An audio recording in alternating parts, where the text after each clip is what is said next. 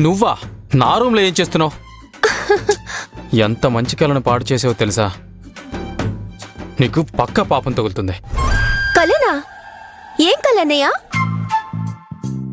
నిద్రపోతే కలలు వస్తాయి కదా. ఒక్క నిమిషం, ఈ టైంలో నా రూమ్లో నువ్వేం చేస్తున్నావు?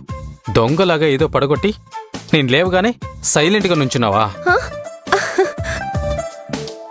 అది నువ్విప్పుడు నన్ను చూస్తుంది కూడా కలే. ఒకసారి కళ్ళు మూసుకొని తెరు. అవునా? ఇలారా. నిన్ను ఇప్పుడు కొట్టింది కూడా కలే.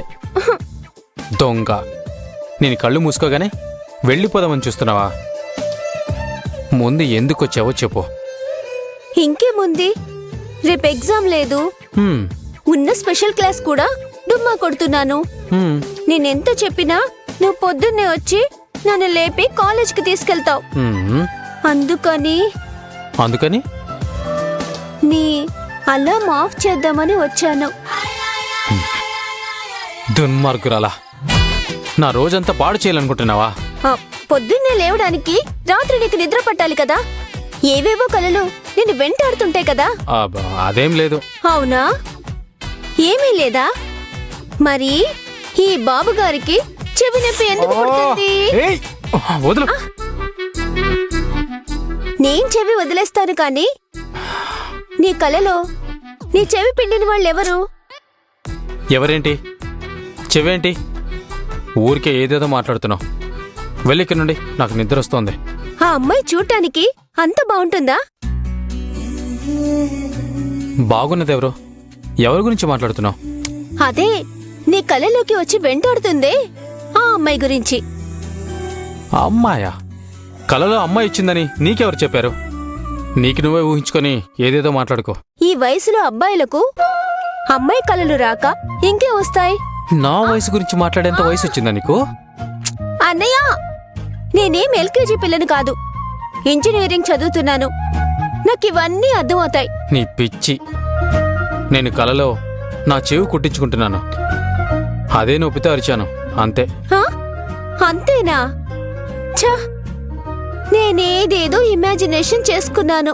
ఏ ఇమాజినేషన్ చేసుకున్నావు? నువ్వు ఒక అమ్మాయిని ప్రేమించి ఆ ప్రేమించిన అమ్మాయినే పెళ్లి చేసుకుంటున్నావని. నీ పెళ్లికి నేనే డిజైన్ బట్టలేసుకోవాలి, మండపంలోకి ఎలా ఎంట్రీ ఇవ్వాలి, నువ్వు తాళి కట్టే టైంలో నిన్ను ఎలా ఆట పట్టించాలి అని ఏవేవో ఇమాజిన్ చేసుకున్నా. నువ్వు చూస్తేనేమో చెవి కుట్టించుకుంటున్నాను అని చెప్తున్నావు. కనీసం తాళి కట్టే కలైనా కను. నేను కొత్త లెహంగా వేసుకోవడానికి ఒక రీజన్ అయినా ఉంటుంది.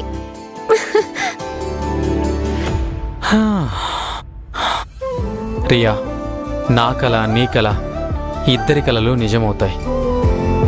శాస్త్రం ప్రకారం మిస్ ముక్కెర చేయి పట్టుకొని ఈ ఇంటికి కోడలిగా తీసుకొస్తాను. చూస్తూ ఉండు.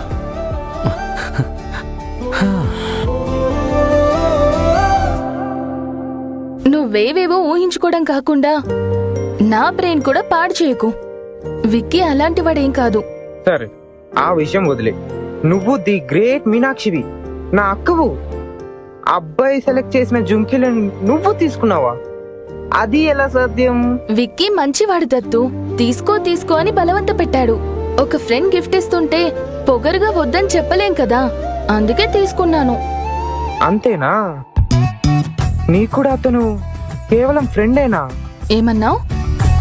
అదే అక్క, విక్కీ మంచివాడని అంటున్నావు, మనలాగే మిడిల్ క్లాస్ కూడా అంటున్నావు. అంతేకాకుండా నిన్న నువ్వు బాధలో ఉన్నప్పుడు అతని కాల్ వలన నువ్వు ఎంత సంతోషపడ్డావో గుర్తుందా? అవును. అయినా దానికేంటి ఇప్పుడు? నువ్వు విక్కీని కేవలం ఫ్రెండ్ లాగే ఎందుకు చూడాలి? మరి శత్రువులా చూడాలా? అలా కాదు అక్క, ఫ్రెండ్షిప్ కంటే పైన. ఏదో మంచి అబ్బాయి అని చెప్పాను, అది కాక తన లైన్ కూడా వేస్తున్నాడు. ఇలా ఆలోచించడంలో తప్పేంటి? తప్ప ఉండు చెప్తాను. అక్క అక్క అక్క, ఇప్పుడు నేనేమన్నాను అక్క? లేనిపోనివన్నీ చెప్పి పైగా తప్పేంటంటున్నావా? చేతికి దొరకరా, నీకుంటుంది. ఏదో మంచి అబ్బాయి ఫ్రెండ్ అయ్యాడు అని అన్నావు. అతను నా బావ అయితే బాగుంటుంది అని అనుకున్నాను, అంతే. బావా? దత్తు, నీకు మరీ ఎక్కువైందిరా, దిగు. నువ్వు కొడతావని తెలుసు కూడా దిగాల. నేను పైకి ఎక్కలేననుకున్నావా? నిన్ను నేనేం చెప్పను. నెక్స్ట్ టైం అతన్ని కలిసినప్పుడు నువ్వు నాకు లైన్ వేస్తున్నావా అని డైరెక్ట్ గా అతన్నే అడుగు. నేనా? నువ్వే. నా మాట అబద్ధమైతే అప్పుడు కొట్టు, కానీ అనవసరంగా ఇప్పుడు ఎందుకు కొడుతున్నావు? ఒకవేళ లైన్ వేస్తున్నానని తెలిస్తే అప్పుడేం చేయాలో ఆలోచించు.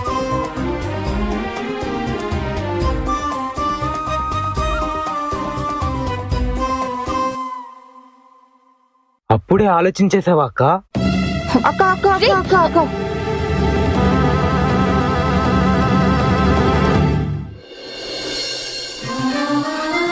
ఆ జుమ్కీలకి మీ వల్ల కళ వచ్చింది. జుమ్కీల వల్ల మీకు కదా కళ రావాలి. అలాంటి జుమ్కీలు దొరుకుతాయేమో చూస్తాను. ఈ బ్యూటిఫుల్ జుమ్కీ.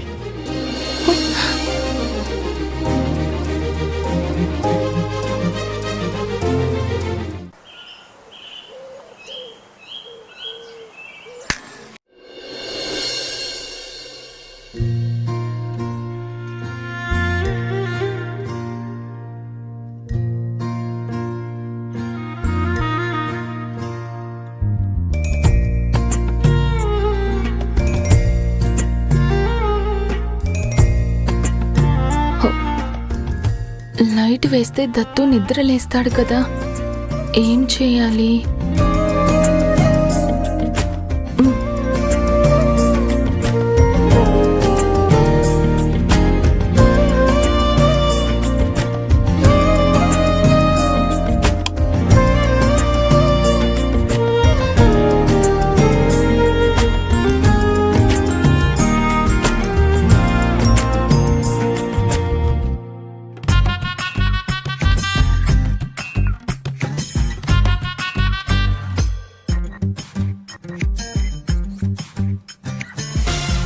అక్క, టైం అయిపోయిందా?